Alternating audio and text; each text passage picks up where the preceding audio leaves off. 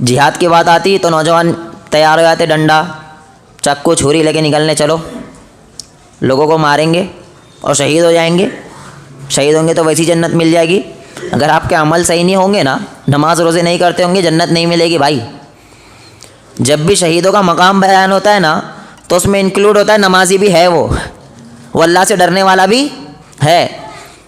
گٹکے کھا رہے، تمباکو کھا رہے، شہید ہونے کے لیے پہلے راستے پہ نکل رہے، اذان ہو رہی تو روڈ پہ کھڑے رہ رہے، نماز سے کوئی لینا دینا نہیں ہے۔ آپ جا کے بولو بھائی صاحب نماز پڑھ لو، وہ اصل میں میرے اوپر تھوڑے چھینٹے اڑ گئے تھے، اس وجہ سے میں نماز نہیں پڑھ سکتا۔ آپ بولو بھائی صاحب کسی کو نماز پڑھ لو، میں تھوڑا ناپاک ہوں نا، نہایا نہیں ہوں، اس وجہ سے نماز نہیں پڑھ سکتا۔ یہ قوم کا حال یہ ہے کہ جہاد کے لیے سب سے پہلے نکلی ہوئی ہے، اور علماء بیوقوف علماء بول نہیں رہے جہاد کے لیے نکلو، جہاد کے لیے نکلو۔ بھائی علماء جانتے ہیں جہاد کا مطلب کیا ہوتا ہے۔ سب سے بڑا جہاد ہے ہی یہ کہ پہلے اپنے نفس سے جہاد کرو۔ آپ کا نفس کہہ رہا ہے نا کہ فجر میں مت اٹھو ٹھنڈی ہے، تو آپ کیا کہو گے؟ میں نفس کی نہیں سنتا، میں اللہ کی سنتا ہوں، میں اس کو مار کے، اپنے نفس کو مار کے اٹھ رہا ہوں، یہ ہے جہاد۔ یہ کرو۔ آپ کے اندر جو برائیاں ہیں، من کر رہا ہے کسی کی غیبت کر لوں، ادھر رک جانے کا نام ہے جہاد۔ غیبت نہیں کروں گا میں، صرف اللہ اور اس کے رسول کے لیے، اللہ نے منع کیا، اللہ کو ناراض ہوگا اللہ رب العالمین، اس وجہ سے میں غیبت نہیں کروں گا، اس کا نام ہے جہاد۔ تو جہاد کا نام سنتے ہی نوجوان ڈائریکٹ مارم کٹی کی بات پہ آ جاتے، اور میڈیا نے بھی پیش ایسے ہی کیا ہے، ہمارے دیش کی میڈیا نے پیش بھی ایسے ہی کیا ہے۔ مسلمان آتنکواد پھیلاتے، مسلمان جہادی، ان کی مساجد میں صرف مارم کاٹی کی بات چلتی۔ بھائی ہماری مساجد میں آؤ، ہم بتا رہے کہ سب سے بڑا جہاد یہ ہے کہ اپنی برائیوں سے لڑو، پہلے اپنے نفس کی برائیوں سے لڑو پہلے۔ تو جو بھی مسلمان نمازی نہیں ہے تو وہ یہ مت سوچے جہاد جہاد جہاد، پہلے اپنے آپ کو نماز کے لیے لاؤ، یہ ہے جہاد آپ کے لیے۔ اور اللہ رب العالمین راضی بھی اسی سے ہوگا کہ آپ نے اتنا بڑا جہاد کیا کہ آپ اپنے نفس سے لڑائی کر کے آ گئے۔ اور سب سے بڑا جہاد اس وجہ سے ہی ہے کیونکہ انسان اس سے نہیں لڑ سکتا۔ یوسف علیہ السلام کو جانتے نہیں جانتے؟ جانتے نا؟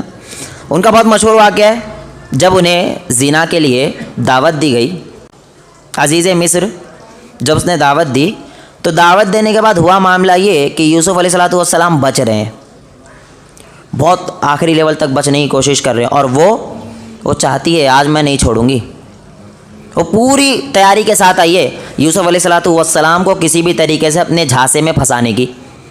اب آپ غور کرو، یوسف علیہ السلام کہہ رہے ہیں وَمَا أُبَرِّئُ نَفْسِي إِنَّ النَّفْسَ لَأَمَّارَةٌ بِالسُّوءِ إِلَّا مَا رَحِمَ رَبِّي۔ یوسف علیہ السلام کہہ رہے ہیں اگر اللہ رب العالمین میرا ساتھ نہیں دیتا تو میں ہو سکتا ہے اس گناہ میں پڑ جاتا۔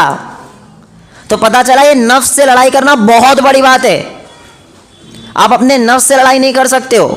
اگر آپ کو لگ رہا ہے نا کہ یہ عام بات ہے، تو اگر آپ اپنے رشتہ داروں سے ٹوٹ کے بیٹھے ہوئے ہو نا تو جا کے سلام کر کے بتاؤ، پتہ چل جائے گا۔ جہاد کرنا کرو۔ آپ کوئی آپ کا رشتہ دار تھا جو آپ کے ساتھ غلط ویوہار رکھتا تھا، آپ کو برا بھلا کہتا تھا، چلو برا بھلا تو آج کل پبلک نہیں کہتی، ناراضگی صرف اس وجہ سے آتی میں گھر گیا مجھے پانی نہیں پوچھے، اس وجہ سے رشتہ داری ختم۔ وہ کوئی دعوت کر لی ہے تو میرے گھر میں ایک ہی آدمی کو بلائے، پورے گھر والوں کو نہیں بلایا، رشتہ داری ختم۔ یہ بیوقوف مسلمان۔ بھائی تم لوگوں کو عقل ہونا چاہیے کہ انسان ہو سکتا ہے یار، چلو یہ مان لو کہ بھول گیا، کیا مان لو؟ بھول گیا، لیکن آپ اپنا نفس یہ سوچو نا یار کہ اللہ رب العالمین مجھ سے راضی ہوگا صرف اس وجہ سے میں جوڑ رہا ہوں۔ لیکن ہمیں چاہیے نا نا نا نا، میرے گھر سے ایک آدمی کو بلایا نا، اور وائفوں کا تو حال ہوتا ہی ہے۔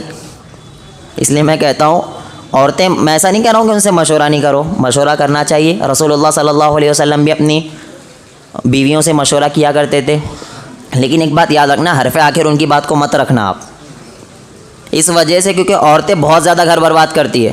معذرت کے ساتھ کوئی برا مت مانیے گا، لیکن میں آپ کو جو رپورٹ ہے وہ پیش کر رہا ہوں کہ اگر کسی بھائی نے صرف اپنے بھائی کو دعوت کے لیے بلا لیا نا تو عورتیں کیا بولتی پتہ ہے، دیکھے ہم پورے گھر والوں کو بلاتے اور آپ کے بھائی کے کرتوت دیکھ رہے، صرف آپ کو بلایا ایک آدمی کو، ہم نے کیا گناہ کیا تھا، بچوں نے کیا گناہ کیا تھا، یہ کھا لیتے تو کیا اس کا پیسہ کم پڑ جاتا، کیا اس کے کھانے میں کوئی کمی آ جاتی؟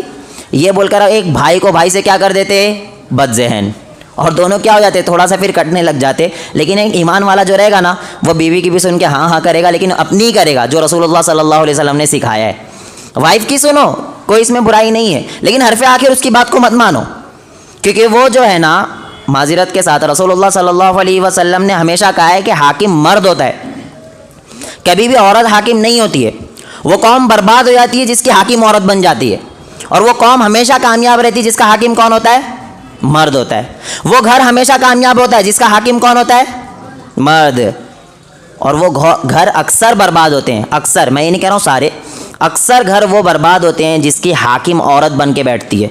عورت سے مشورہ ضروری ہے، ماں ہے، ماں سے مشورہ ضروری ہے، لیکن حرف آخر ان کی بات نہیں رہے گی۔ اس کی مثال دلی کے اعتبار سے لے لو آپ، اپنی بیٹی کے نکاح کے لیے اتنا زیادہ پیر مار رہی ہے خواتین، کہیں رشتہ آ جائے، اچھا رشتہ آ جائے، لیکن وہیں بیٹے کی باری آتی نا، بھائی یہ تو کر لے گا، سمجھ رہے ہو؟ ہمارا دھیان بچے کے نکاح کی طرف نہیں جاتا ہے، اور باپ کا اس وجہ سے نہیں جاتا کیونکہ ماں بھی ہے نا، ماں چڑھاتی ہے، ماں بولتی ہے ارے یار ابھی یہ کیا ہی کیا ہے، یہ کر لے گا نکاح۔ باپ تھوڑا تصور میں بھی لاتا ہے، یار بیٹے کا نکاح کر دوں میں کیسے بھی، لیکن ماں نا نا نا نا وہ کرنے نہیں دے گی آپ کو، ہر جگہ نہیں، لیکن اکثریت یہ حال ہے۔ تو یاد رکھو کہ حاکم کبھی بھی عورت کو مت بناؤ اپنے گھر کا۔ حاکم کون رہے گا؟ بول لو، یہ میں نہیں کہہ رہا ہوں، قرآن، الرجال قوامون علی النساء بما فضل اللہ بہ بعضهم علی بعض وبما انفقوا من اموالہم۔ اللہ رب العالمین نے کہا کہ آدمی جو ہوتے ہیں وہ قوام ہوتے ہیں، وہ حاکم ہوتے ہیں عورتوں کے اوپر، تو آپ حاکم بنو۔